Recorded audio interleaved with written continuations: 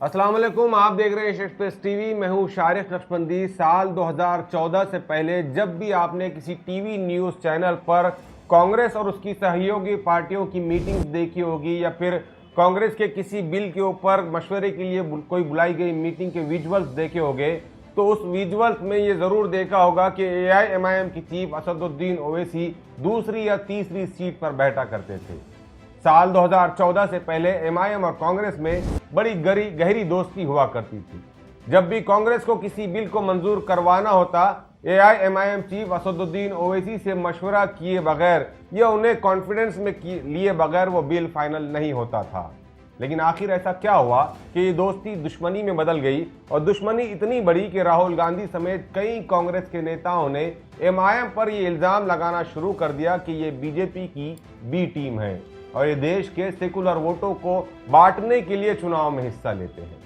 मगर MIM भी BJP का पार्टनर है। इसका जवाब कई मर्तबा असदुद्दीन ओवैसी ने फैक्ट एंड फिगर के साथ कांग्रेस को दिया, लेकिन इसके बावजूद कांग्रेस ने MIM से दूरी बनाई रखी। साल 2014 और साल 2019 दोनों मर्तबा मोदी को सत्ता से दूर रखने में नाकाम होने के बाद 2024 लोकसभा चुनावों से पहले मोदी को हराने के लिए इंडिया अलायंस कायम किया गया। इसमें भी मजलिस को दूर रखा गया, जबकि इंडिया अलायंस में मौजूद हर सियासी पार्टी का नेता ये अच्छी तरह जानता है कि इस वक्त देश में मुसलमानों की मजबूत क़यादत करने का हक असदुद्दीन ओवैसी अदा कर रहे हैं। बहरहाल इंडिया अलायंस की हार और महाराष्ट्र में महाविकास आघाड़ी की हार के बाद शायद देश की पॉलिटिकल पार्टीज को यह एहसास होने लगा कि अब असदुद्दीन ओवैसी को साथ लेना चाहिए, और इस एहसास का इजहार तेलंगाना के चीफ मिनिस्टर रेवेंद्र रेड्डी ने साफ तौर से अपने खिताब में किया। मगर आज के तारीख में उनको बैरिस्टर असदुद्दीन ओवैसी साहब को मुझे ये हैदराबाद शहर को बचाने का, ये हैदराबाद शहर को आगे ले जाने का जिम्मेदारी मिले। आज राजनीति कुछ नहीं, चुनाव हो गए, राजनीति खत्म हो गए। आज हैदराबाद तरक्की के लिए हम लोग दोनों मिलकर MIM पार्टी के साथ कांग्रेस पार्टी जोड़कर हैदराबाद शहर को तरक्की करने के लिए हम लोग कोशिश करेंगे। 6 जनवरी को हैदराबाद में एक जू और फ्लाईओवर की ओपनिंग सेरेमनी में रेवंत रेड्डी ने अपनी स्पीच में साफ तौर से कहा कि मोदी को हराने के लिए और देश से नफरत मिटाने के लिए और हैदराबाद की तरक्की के लिए मैं असदुद्दीन ओवैसी के साथ जाऊंगा। मतलब साफ है कि रेवंत रेड्डी का यह स्टेटमेंट बताता है कि अब कांग्रेस आने वाले चुनाव में MIM से दोस्ती बढ़ाना चाहती है, इसलिए कि रेवंत रेड्डी जैसे CM को यह एहसास हो गया कि देश में मुसलमानों को करीब लाने के लिए MIM के करीब जाना जरूरी है। और रेवंत रेड्डी एक ऐसे नेता है जो फिलहाल राहुल गांधी के भी करीबी माने जाते हैं, और हैदराबाद में ओवैसी फैमिली से भी इनके करीबी ताल्लुकात दिखाई देते हैं।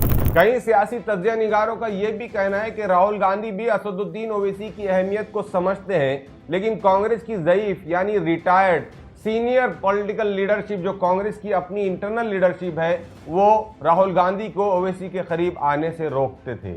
वरना असदुद्दीन ओवैसी और राहुल गांधी दोनों का मकसद तो साफ है कि वो मोदी को सत्ता से दूर रखना चाहते हैं। सिर्फ असदुद्दीन ओवैसी का इस मामले में यही कहना है कि देश की सबसे बड़ी माइनॉरिटी यानी मुसलमानों को उनका हक मिले।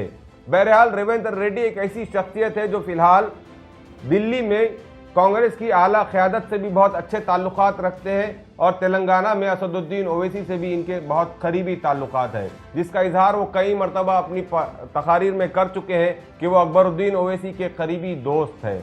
अब रेवंत रेड्डी के इस स्टेटमेंट से सियासी गलियारों में हलचल है, और ऐन मुमकिन है कि कांग्रेस और MIM में दोस्ती के लिए रेवंत रेड्डी सबसे अहम किरदार अदा कर सकते हैं। और रेवंत रेड्डी इन दिनों कांग्रेस आला कमान और ओवैसी फैमिली दोनों के करीबी माने जाते हैं, तो ये अंदाज़ा लगाया जा रहा है कि आने वाले चुनाव से पहले रेवंत रेड्डी कांग्रेस और MIM में दोस्ती का या दोनों के बीच कॉम्प्रोमाइज़ का एक अहम किरदार, एक अहम रोल प्ले कर सकते हैं।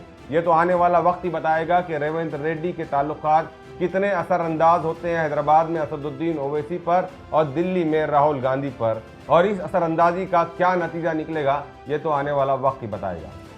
शुक्रिया।